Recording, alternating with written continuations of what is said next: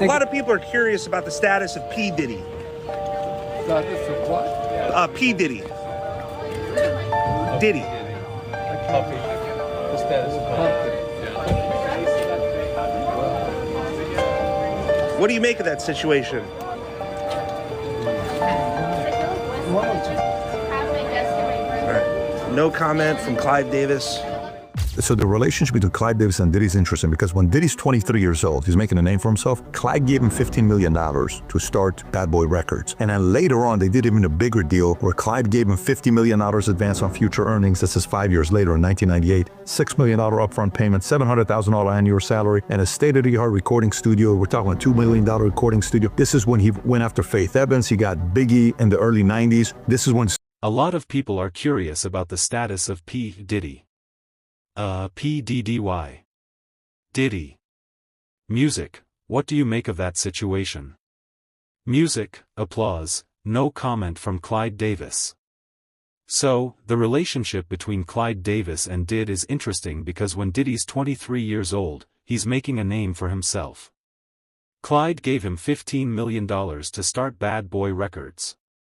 And then later on, they did even a bigger deal where Clyde gave him $50 million advance on future earnings. This is 5 years later in 1998, $6 million upfront payment, $700,000 annual salary, and a state-of-the-art recording studio. We're talking $2 million recording studio. This is when he went after Faith Evans. He got Biggie in the early 90s. This is when he started Marriage Failed. I opened up myself to the possibility of a person rather than a gender. I have never stopped being attracted to women. So, we're now dealing with a subject of this subject is very misunderstood because the old adage is you're either gay, you're straight, or you're lying. It's just not true. And so, I spend a few pages. I walked in Jimmy's office. I didn't have to knock on the door or get somebody let know. Let Jimmy know Mr. Knight. Walk right in. He do the same thing. Anyway, when he walked in my office, we was having a conversation. He overheard somebody say something he probably shouldn't have heard. He wanted to haul at me. So, I tell the homies to give me a minute. Jimmy said, "Man, I'm here 'cause Davis called me and him and puppies real tight. And for years Shaka Khan kept quiet but now she's allegedly naming names specifically pointing the finger at none other than P. Diddy and the music mogul Clive Davis. Soul music industry is such a demonic reel make some noise if you have a fool. Music, applause, okay to all the kids. The kids have like an hour left. So get extra comfortable, kids, 'cause after that all right, folks. Today we're diving head first into one of the juiciest, most shocking betrayals the music world has ever seen.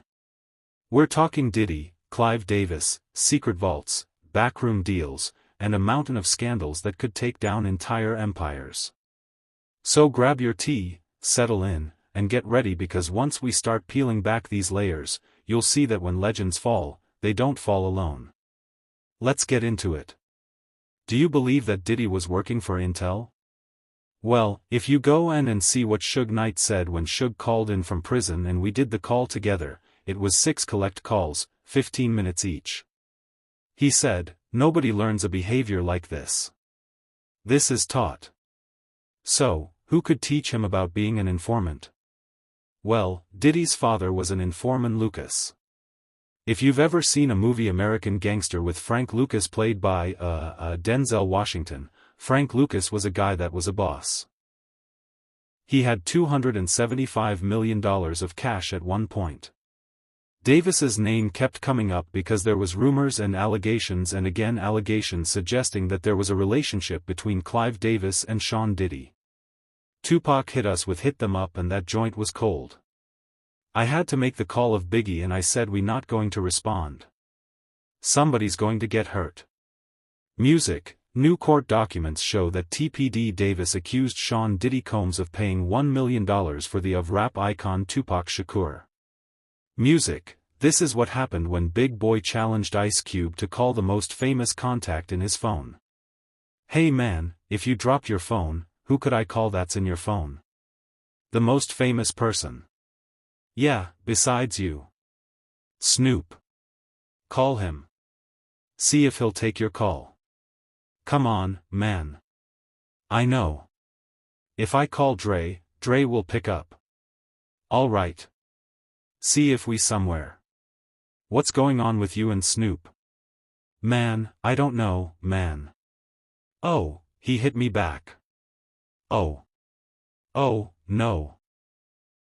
Snoop Dogg, you know, we up here up at Big Boys and he was wondering if I was important enough for you to pick up. What up, dog? I said you was trying to call me. You ain't important. You too. I just see his name on my phone. I was like, neglect. Clyde Davis put Sean Combs in position. That's what Clyde Davis does. Music, the amount of abuse that Janis Joplin suffered when she wanted to leave Clyde Davis management. The amount of Whitney Houston suffered when she was ready to write her book, and then all of the abuses that she suffered. You know, don't nobody want to talk about why R. Kelly's bus was parked in Clive Davis's driveway.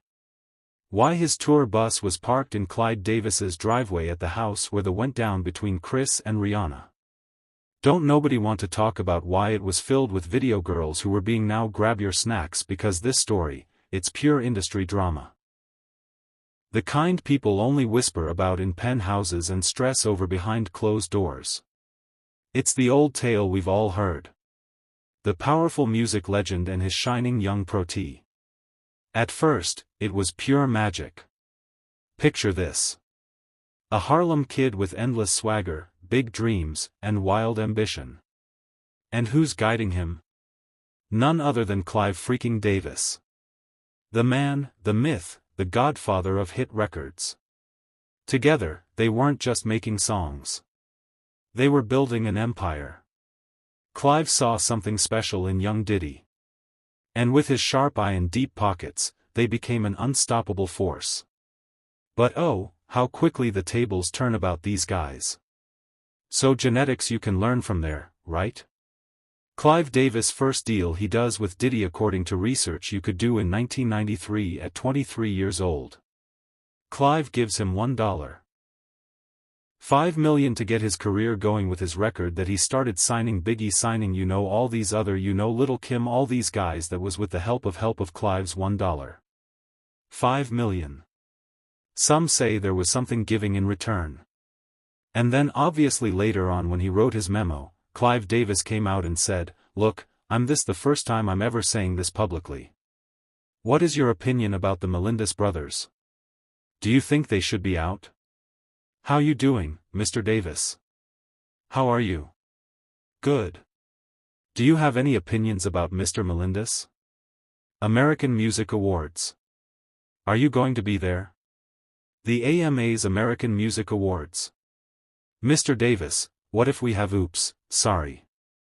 Watch. Watch yourself. If we have one question, Mr. Davis, fast forward and what was once a fairy tale is now a straight-up nightmare. And right smack in the middle of it. Diddy. Yep, that Diddy. And here's the kicker. Clive Davis, his once loyal mentor, is now cozying up to the feds. Can you say betrayal? Back in the day, they ruled the music world. Clive had the golden ear. Diddy had the vision and drive. They didn't just chase hits. They built a dynasty. Bad Boy Records wasn't just a label. It was a whole vibe. Biggie, Faith Evans, Maze, hit after hit. While Diddy was front and center, dancing in shiny suits. Clive was the mastermind behind the scenes, pulling the strings, sealing the deals.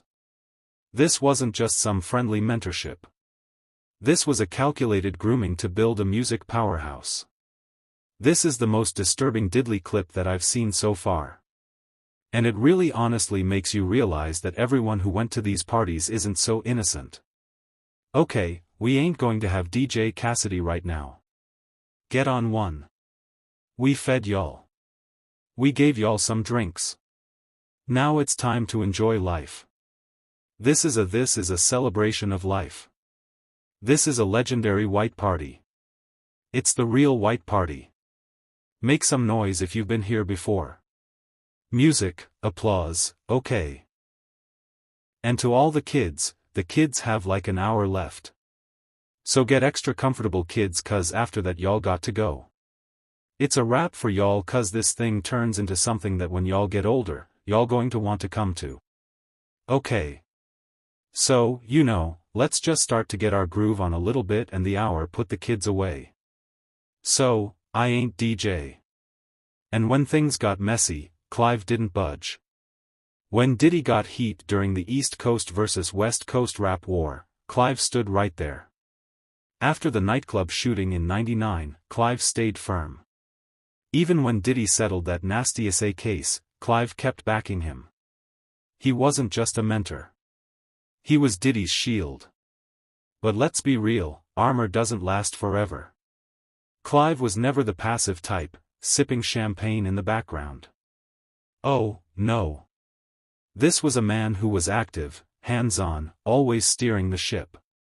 That's why he survived and thrived in the cut-row music world from the 1960s all the way to the 80s and beyond. And now we're just seeing how sharp Clyde really is. Because this move to work with the feds, that's not guilt-talking. That's pure strategy. He starts with Def Jam. He leaves Def Jam and he founds Uptown Records, right? And then Uptown Records is where Diddy becomes. Diddy cuts his teeth at Uptown Records and things of that nature. And he gets introduced to Clive Davis, who becomes his second mentor. There is no Russell that we know without the Andre Harrell. There was a dude at CBS Records was a billionaire that took over, and his name was Lawrence Tish, and Lawrence Tish is one of the founders of the mega group that includes Wexler out of Columbus, Ohio and whatnot. These are all billionaires who come together and form these groups. But these billionaires are tied into quote-unquote the mafia. So going back to Clive Davis has a very, very dark history from the minute. Go ahead, Blue. So after decades of riding high together, why is Clive suddenly ghosting Diddy when he's at his lowest? It's all about survival. Clive Davis isn't just any record executive. He's a legacy. We're talking about a 90-something legend completely obsessed with how history will remember him. He turned Whitney Houston into a global icon. But her tragic downfall left a stain on his name. He can't afford another disaster sticking to him. Not now. Not with Diddy's name swirling in scandal that could set entire empires on fire. So what does Clive do? He doesn't talk. He plans. He pulls a Houdini and disappears from Diddy's side, leaving the media and the world to fill in the blank.